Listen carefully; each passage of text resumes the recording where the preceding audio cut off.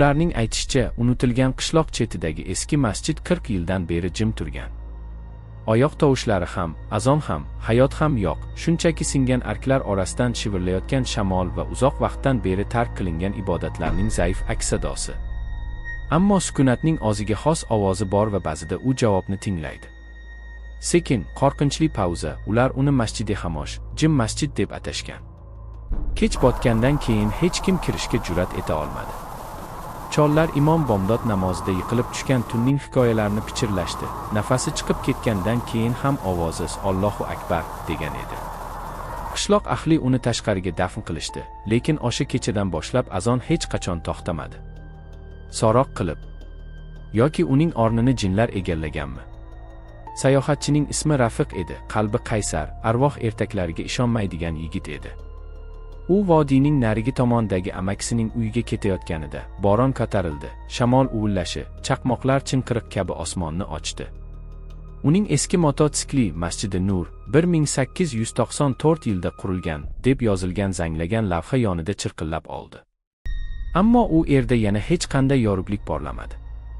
Rafiq yomg'ir ostida ko'zlarini qisib qo'ydi. Momaqaldiroqqa qarshi masjid silueti ko'tarildi, baland, qora, yolg'iz. U taraddudlanib so'ng goldiradi, past ohangda, bu shunchaki bino. Allohning uyi menga zarar etkaza olmaydi. U ryukzakni changallab, gijirlagan darvozani turtib ochdi. Ovoz tun yutib yuborgan hayqiriqdek aks-sado berdi. Ichkarida vaqt olikdek tuyuldi. Har bir kamarda o'rgimchak torlari osilgan, havo chang va sovuq tosh bilan qoplangan. Namozxonaning yog'och eshigi ochilganda ingrab yubordi. Shivirlab tashqarida bo'ron sonayotgandek bo'ldi, go'yo devorlar shovqinni yutib yuborayotgandek. Mehrab yonida faqat bitta xira fonar miltilladi, garchi Rafiq bu yerda o'nlab yillar davomida hech kim bo'lmaganiga amin edi. U qotib qoldi. So'roq qilib, kim yoqdi? U yaqinroq yurdi, tuflisi qum va qurigan barglar ustida gijirlatib turardi. Uning nafasi tuman bo'lib chiqdi. Bir paytlar oltin rangga ega bo'lgan devorlardagi xattotlik endi fonar nurida qurigan qon tomirlariga o'xshardi. U barmoqlarini arabcha harflar bo'ylab surtdi, ular teginish uchun issiq edi. Yuragi otilib ketdi. U pichirladi, dahshatga tushib, bu yerda kimdir bordir. Keyin ovoz keldi. Tak tak tak. Sekin ataylab qadamlar. Lekin eshikdan emas. Masjidning orqa tomonidan, eski minbar orqasida. Rafiq qo'lida chirogi qaltirab aylanib ketdi. Nur hech narsani ushlamadi, faqat zulmatga cho'zilgan bosh ustunlar. Shivirlaydi, u yerda kimdir bormi? Javobsiz. U o'zini ushlab turishga harakat qildi, chuqur nafas oldi va ibodat qilishga qaror qildi. Ehtimol uning qo'rquvi shaytonning shivirlashi edi. Mehrobning yoniga boyrasini yoyib, tomning yorigidan oqib chiqayotgan yomg'ir suvi bilan tahorat oldi. Suv muzdek edi, deyarli og'riqli edi. U namozga turganida yuragi sekinlashdi.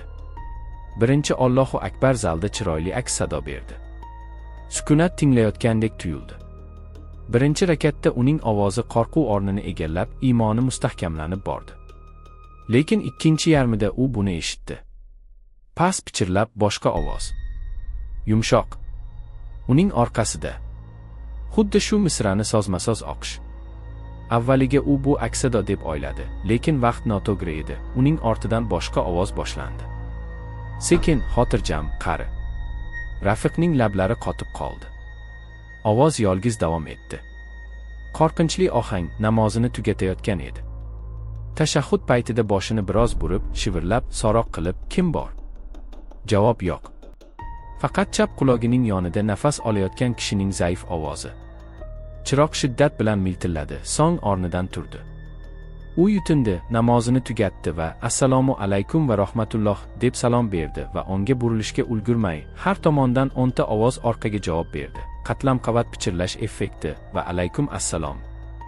Havo og'irlashdi, ko'kragiga bosdi. U orqaga qoqildi, chirogi tushib, dumalab ketdi. Uning aylanayotgan nurida soyalar harakatlanar edi, yurish emas, balki yuzli tuman kabi sirpanish. Biri tiz cho'kdi, biri ta'zim qildi, biri turdi, hammasi namoz ritmida. Qo'rqinchli ohang, ular cheksiz davrlarda, tanasiz, faqat tutun va qumdan yasalgan erkaklar konturlari bilan namoz o'qidilar. Rafiqning ovozi xirilladi, baqirdi, to'xta. Sen kimsan? Va keyin pichirlash, sukunat. Barcha raqamlar muzlab qoldi. Sekinasta ulardan biri, eng baland, boshini ko'tardi. Yuz yo'q, faqat ko'zlarning xira porlashi, xira kok yonayotgan. U tovushsiz gapirdi, lekin u buni bosh suyagi ichida eshitdi. Chuqur aksado, davom et, namozing to'liq emas edi. Uning ostidagi pol yurak urishi kabi urdi. U yugurmoqchi bo'ldi, lekin uning orqasidagi eshik g'oyib bo'ldi, yorilgan va eski devor qoldi. Uning yurak urishi tez-tez tezlashdi, aqli duolarni zo'rga esladi. Keyin birdan odam bo'lmagan, ammo yomon ham bo'lmagan ovoz uning quloqiga shivirladi. Sekin, siz ruxsatsiz kirdingiz, endi tugallanmagan narsani tugating. Rafiqning tizzalari bukilib qoldi. Yana sajdaga tushdi. Peshonasi sovuq polga tekkan lahzada bosh suyagini korkorona o'g'riq sezdi, vahiylar suv bosdi. Tez ohang, keksa imom, yillar avval namoz o'rtasida yiqilib, uning har bir harakatiga taqlid qiladigan jinlar bilan o'ralgan edi. Qishloq aholisi eshiklarni abadiy qulflaydi. Imomning so'nggi so'zlari, kimki mening namozimni to'liq o'qisa, mening o'rnimni egallaydi. Rafiq entikib boshini ko'tardi. Soyalar yaqinroq to'planib, uni aylanib o'tishdi. Uzun bo'yli endi mehrobda turib, ularni yetaklab borardi. Uning ovozi momaqaldiroq bo'ldi, buyruqni aks ettirib, Allohu akbar. Qolganlari ham ergashdilar. Rafiq qaltirab, qarshilik ko'rsata olmadi, tanasi ozozidi. Tong sekin va kulrang ko'tarildi, masjid tashqarisidagi singan qabrlar ustidan tuman qopladi. Qishloq ahli indamay yigilib, yuzlari ro'molga yarim berkinib, tinglashardi. Qulflangan yog'och eshiklar ortidan bomdod chaqiruvchi ovoz eshitildi. Sokin, sobit, deyarli chiroyli. So'roq qilmoqda. Bu kim bo'lishi mumkin? Masjid kechadan beri muhrlangan edi. U yerda 40 yildan beri namoz o'qimagan muazzin Karim chol, bu o'sha avvalgi ovoz, deb shivirlagancha titrab ketdi. Qolganlar sarosimaga tushib, unga qarashdi. Past ohang, avvalmi? U bosh irgadi. Imom Rashid vafot etgan kechasi. Men bu ovozni eshitdim. Olomon orasidan titroq yugurdi. Ular og'ir eshiklarni itarib yuborishdi. Ular qimirlamadilar. Shivirlab, yog'och toshdek sovuq edi, go'yo ilmoqlar uyquda birlashib ketgan. Shunday qilib, ular yon tomondagi kirish eshigiga, buzuq hovuzi yonidagi kichik eshikka aylanishdi. U yerdagi suv bulutlarni ko'zgudek aks ettirib, butunlay jim edi. Hech qanday oyoq izlari, bezoftalik yo'q. Azon juda uzoq davom etgan aksado bilan yakunlandi va u deyarli xo'rsinishga o'xshab ketdi. Sekin ular kutishdi. Hech narsa. Daraxtlarda faqat qargalar tomosha qilmoqda. Tushgacha jasurlardan 3tasi kirishga qaror qilishdi. Zanjirni sindirish uchun temirchi olib kelishdi. Birinchi zarba momaqaldiroqdek havoda yangradi. Ikkinchisi qulfni yorib yubordi. Uchinchisi, pauza, eshikni ozozidan ochdi. Qo'rqib hech kim tegmagan, deb baqirdi ulardan biri, lekin juda kech edi. Darvoza chokib ketgandan keyin chuqur tortib olingan nafas kabi ovoz bilan ichkariga kirdi.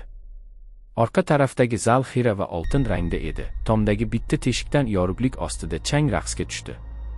Bir qarashda bombosh ko'rindi. Paspaslar hamon dumalab, minbarga o'rgimchak tori o'ralgan edi. Ammo Rafiq namoz o'qigan mehrobning yonida pol-hol bo'lib turardi. Qon ham, suv ham emas, ikkisining o'rtasida bir narsa, bir oz titraydigan yupqa kumush jilo.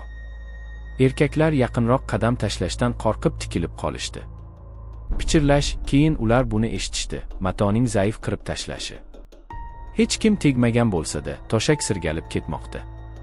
Bu yerda kimdir bormi? Biri chaqirdi. Aksado burishib qaytdi, so'roq qilib. Kimdir shu yerda va keyin kulib yubordi. Quruq shitirlagan kulgi toshlarga ochdi. Ular yugurishdi. Faqat bir kishi, Karim qoldi. Tasbihini changallagancha sekin oldinga yurdi.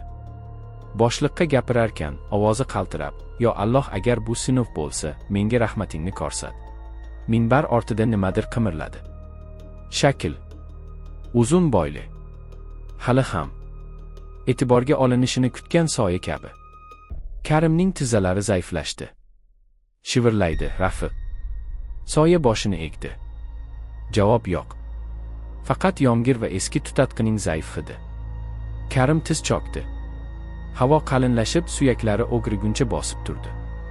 Keyin azon yana bir odamdan emas, har tomondan yorilgan devorlar orasidan yangray boshladi. Xuddi shu ovoz. Rafiqning ovozi. Tinchlaning. Dindor. Cheksiz. Sekin dahshatga tushgan Karim quloqlarini yopdi, lekin ovoz ular orqali kirmasdi, ko'kragida edi. Har bir so'z qovurgalarda tebranardi. Tashqaridagilar uning oldinga yiqilib, qimir etmay qolganini ko'rishdi. Ko'zlari katta-katta ochilgan, lekin kor bo'lib, silkinib, uni sudrab olib chiqishdi. U hushini yo'qotishdan oldin bir narsani pichirladi. Bogiq pichirlash, u namozni tugatdi. Bir necha hafta davomida qishloq jim yashadi. Har bomdod va shom vaqtida masjiddan azon ko'tariladi. Barqaror, chiroyli, bir kun ham o'tkazib yuborilmaydi. Hech kim yaqinlashishga jur'at eta olmadi. Buni otib ketayotgan sayohatchilar eshitib, bu yerda namozni kim o'qiydi, deb so'rashdi. Qishloq odamlari faqat bosh chayqadilar. Ba'zi kechalari odamlar ichkarida xira fonar harakatlanayotganini, yolg'iz ta'zim qilayotgan figurani ko'rganini aytishdi. Yumshoqlik bilan oradan oylar o'tib voqeaga qiziqib yurgan bir olim keldi. Uning aytishicha, jinlar ba'zan masjidlarni tashlab, qiyomatgacha namoz o'qib turishadi. U ularga maslahat berdi, xotirjam ohangda, agar chaqiruv davom etsa, bo'lsin. Osmon yopib qo'ygan narsani ochmanglar. Ular tinglashdi. Masjid muhrlangan bo'lib, sukunat va ibodat bilan o'ralgan edi. Yillar o'tdi. Yo'l o'zgardi. Yangi uylar qurildi va bu joyning nomi asta-sekin xaritalardan ochib ketdi. Shunga qaramay, ba'zida bo'ronli tunlarda sayohatchilar eski ark yo'li yonida mashinalarni to'xtatadilar. Ular qasam ichadilar, ular yoriqlar orasidan xira porlayotgan yorug'likni ko'rishadi va sodiq, mayin, lekin tugamaydigan odamni chaqiradigan odamning ovozini eshitadilar. Pichirlash, aksado, hayya alasaloh. So'roq qilib. Lekin u yerda hech kim yashamasa kim qo'ng'iroq qiladi?